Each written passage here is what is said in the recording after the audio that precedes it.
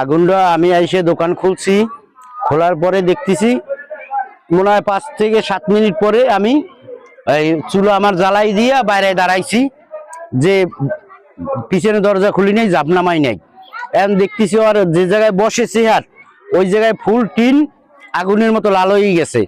পানি জিম্মে যা ছিল মারছি, তারপর ফায়ার সার্ভিসে ফোন দেওয়া হয়েছি। সংগ্রদুলো ভাই আইসে আবার কারেন্টের বিদ্যুৎ অফিসে ফোন দিয়েছে। এর ভিতর 5-7 মিনিট ভিতর আমরা আর আশেপাশে দাঁড়াইতে পারি নাই।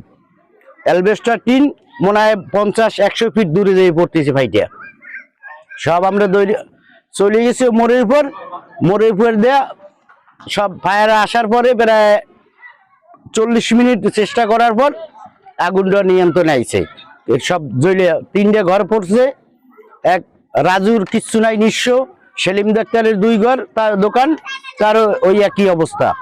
30-35 লাখ টাকার মতো ক্ষয়ক্ষতি হয়েছে। মানে মার্কেট থেকে বাড়ি গেছি, বুঝছেন। এর ভিতরে আমার ফোন দিছে, বাড়ি বসে আমি মানে কেবল যায় দাঁড়াইছি, এর মধ্যে আমার ফোন দিছে যে মার্কেটে আগুন লাগিয়েছে।